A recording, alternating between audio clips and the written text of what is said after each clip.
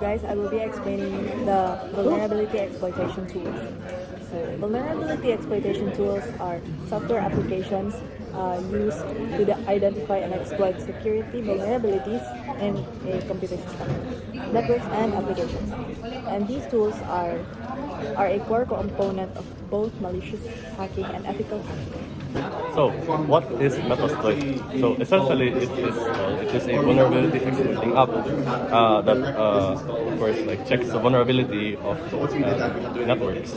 It is a community security project that provides information about security vulnerabilities and aids in protection, penetration, testing, and IDS signature development. It's owned by Rapid7, a Boston, Massachusetts-based security company. Hi, Kuya Ram. What you doing?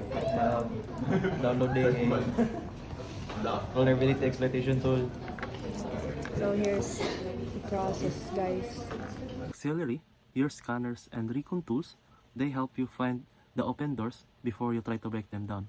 List of exploits, the actual weapon you choose before your arsenal to attack a specific vulnerability you found. Auxiliary methods, the payload of your hacker's backpack.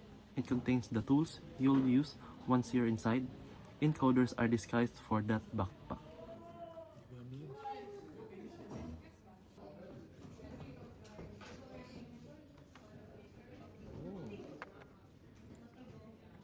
Nanay mo chigo dito. Mo lagi project to ko ihadap na inyo ah. Kasi nakauna. Testing basic commands, the basic point and shoot command to launch your attack.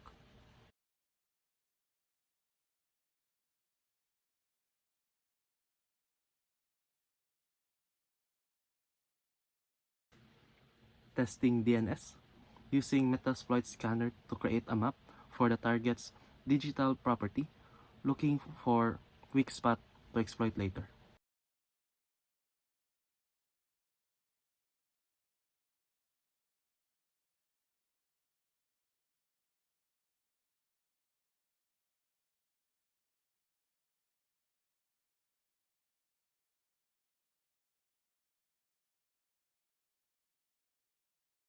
For example, you can target google.com, show the titles on the console as their grab. So let's go with, let's try that. Not yet pa. This is store notes. Tell the host. Okay, set our host. So it's now google.com, and then we could go with run. Now that Google's targeted, it shows an IP, and then along with our targeted link, and the other will scan two hosts, and it also tells the aux module execution being completed. So let's try. Oh, I don't know how to use that yet. Okay, let's try run our hosts. Somebody sent me. Asa mo ang bata? Someone sent him a card. I'm going to email that somebody sent me. So we have basically traced.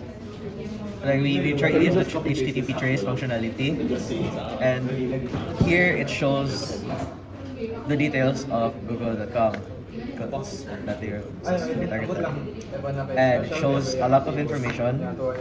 Some we may not know, some that are unknown to us, but it shows all of the information from the website. So that move HTTP agent. 4EE, and he has another format. 398 E 16 F 614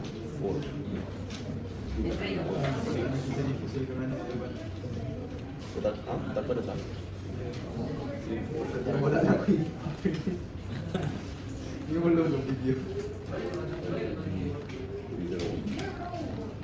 Okay. Alright, let's try to use another command, which is